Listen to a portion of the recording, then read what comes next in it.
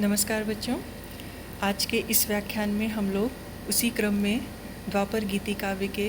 विद्रता खंड के आगे के कुछ पदों का भावार्थ समझेंगे। हम तुम पति पत्नी थे दोनों, दीक्षित इस अध्वर में, पर मेरा पत्नित्व मिटाया किसने यह पल भर में। इन पंक्तियों में मृत्यु से पूर्व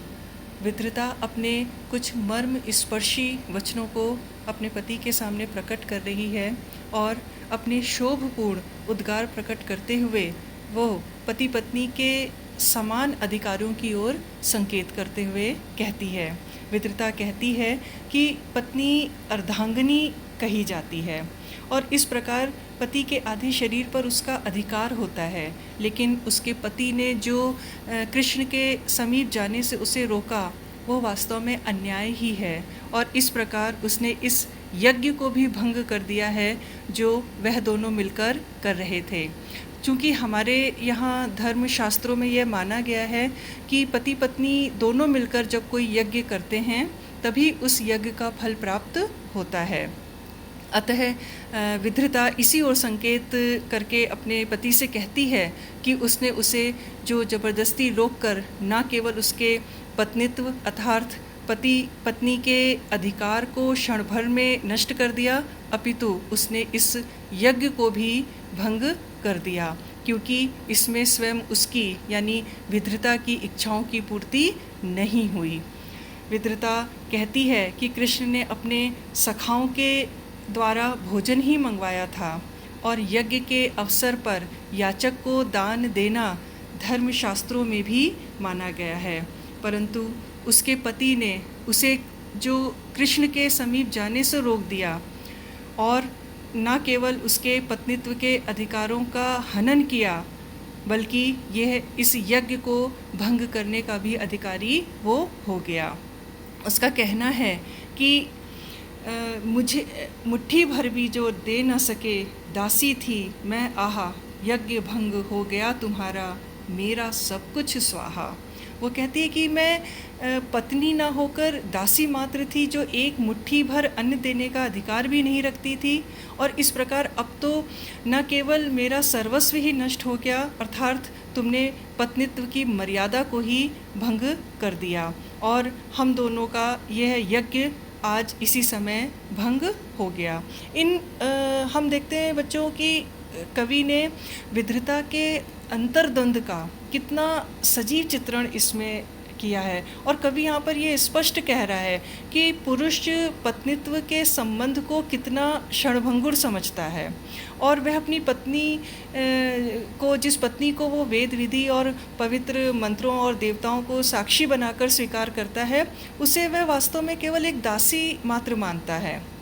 और उसकी इच्छाओं का तनिक भी मूल्य उसकी दृष्टि में नहीं है। साथ ही इस पद में कवि ने इस ओर भी संकेत किया है कि हमारी प्राचीन संस्कृति में यज्ञ के अवसर पर दान देना बहुत ही आवश्यक माना जाता है और यदि याचकों को वापस लौटा दिया जाए तो इसे पाप समझा गया है।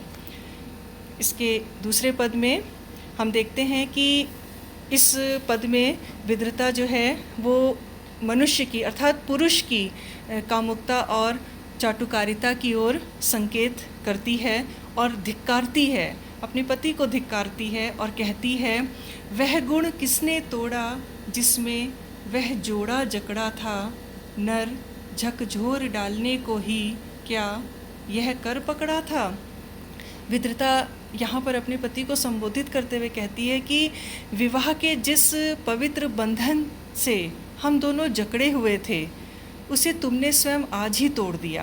अर्थात विवाह की पवित्र वेदी पर पुरुष नारी को पूर्णतः सहयोग देने की प्रतिज्ञा करता है, लेकिन आज उसके पति ने उसे दान देने से वंचित कर उसके अधिकारों का हनन किया। अतः विद्रता अपने पति से पूछती है कि क्या पुरुष नारी का हाथ केवल झकझोरने के लिए ही पकड़ता है। और यहाँ पर बच्चों ये समझना ज़रूरी है कि झकझोरने से अभिप्राय ज़बरदस्ती से है और इसीलिए वह यह भी कहती है कि विवाह मंडप में जो प्रतिज्ञाएं पुरुष द्वारा की जाती हैं कामुक चाटुकारिता ही थी क्या वह गिरा तुम्हारी, एक नहीं दो दो मात्राएं नर से भारी नारी। कि विवाह मंडप में जो तुमने प्रतिज्ञा की, गिरा यानी वाणी, तुमने अपनी वाणी से जो वचन दिए उस विवाह मंडप में, तो उसमें क्या केवल कामुकता चाटुकारिता ही थी या कर्तव्य परायणता का भी कुछ अंश था उसमें? विद्रता यहाँ पर अपने पति से प्रश्न कर रही है कि आखिर नारी पुरुष से किस बात में कम है और उसे क्यों यह अपमान सहना पड़ता है। और सच तो यह है कि नारी पुरुष से अधिक महान है, और अपने कथन को, इस बात को स्पष्ट करने के लिए, सिद्ध करते हुए वो कहती है कि नारी शब्द में ही नर शब्द की अपेक्षा 2 मात्राएं अधिक हैं, अतः शाब्दिक दृष्टि से भी वह नर से महान है और गुणों की दृष्टि से तो वो नर से महान है ही, क्योंकि नर स्वयं नारी से ही उत्पन्न होता है। इस प्रकार हम देखते हैं बेटा कि विद्रता ने यहाँ पर उसके जो दुख भरे, जो मर्म स्पर्शी शब्द हैं, कि वो ये मानती है कि स्त्री की कोई अपनी स्वतंत्र सत्ता नहीं है, उसे वही करना है जो पुरुष उसे आदेश दे। यहाँ पर इस पुरुष प्रधान समाज ने कर्तव्य तो स्त्रियों के लिए छोड़े हैं और अधिकार केवल अपने लिए रखे हैं। और कवि ने भी इस ओर संकेत किया है कि वैदिक विवाह पद्धति की ओर पति पत्नी दोनों का स्थान जो है वो समकक्ष है, एक दूसरे के बराबर है, पर पुरुष समाज हमेशा नारी पर अत्याचार करता है और कामुकता और चाटुकारिता ही पुरुषों में अधिक पाई जाती है। कवि कहता है कि नारी की जो, कवि ने यहाँ पर सिद्ध किया है कि नारी की जो महत्ता है वो पुरुषों से कहीं अधिक बढ़कर है, वो बहुत सारे गुणों से युक्त है, और नारी हृदय का यह वास्तविक द्वंद्व इन पंक्तियों में कवि ने अभिव्यक्त किया है। स्त्री होने का अपमान जो विद्रता को लगातार सहना पड़ता है, वो कहते हैं कि नारी को महान भी बताते हैं और अत्याचार करने का कोई अवसर भी नहीं चूकते। आगे के पद में वो इसी भाव को व्यक्त करते हुए कहती है कि वेद वाक्य का आधार लेकर यहाँ पर विद्रता ने पुरुष समाज की अधिकार लिप्सा पर व्यंग किया है। आहा यत्र नारीस्तु वाक्य की पूर्ण सत्यता पाकर, क्यों न रमेंगे अमर तुम्हारे इस अध्वर में आकर। यहाँ पर व्यंग करते हुए विद्रता कहती है अपने पति से कि तुमने अपने कृत्यों से प्राचीन धर्म ग्रंथों का भी अपमान किया है, क्योंकि धर्मशास्त्रों में कहा गया है जहाँ नारी का सम्मान होता है वहाँ देवता रहते हैं, लेकिन तुमने मुझ पर संदेह कर इस कथन की प्रामाणिकता पर भी संदेह प्रकट कर दिया है।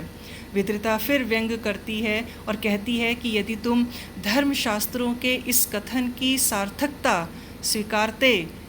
स्वीकार करते हो तो निस्संदेह तुम्हारे यज्ञ में भाग लेने वाले देवता ही आते, परंतु तुम्हारी कथनी और करनी यानी तुम्हारे विचार और तुम्हारे आचरण में जमीन आसमान का अंतर है, और तुम तो केवल पत्नी को मात्र दासी ही समझते हो। आह अबला आ अरि अनादर अविश्वास की मारी, मर तो सकती है अभागिन कर न सके कुछ नारी। वो कहती है, वो अपनी शोचनीय दशा पर बहुत अधिक दुखी है और क्षोभ प्रकट करते हुए कहती है कि नारी को अबला समझकर उसका और पुरुष उसका अपमान करते हैं, और अविश्वास की मारी, अविश्वास के दंश को नारी निरंतर जीवन पर्यंत झेलती रहती है। उसको अविश्वास की प्रतिमा समझता है पुरुष, और अब कुछ ऐसी दशा हो गई है कि यदि नारी पुरुष के अत्याचारों का विरोध करने में समर्थ नहीं होती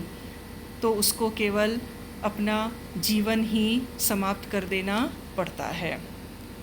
इस पद्यांश में हम देखते हैं बच्चों कि कवि ने कुछ प्राचीन धर्म ग्रंथों को साक्षी मानते हुए नारी की महानता स्वीकार की है और पुरुष के अत्याचारपूर्ण व्यवहार का भी उल्लेख किया है। इसके आगे के क्रम में हम लोग इसके अगले भाग में पढ़ेंगे। धन्यवाद।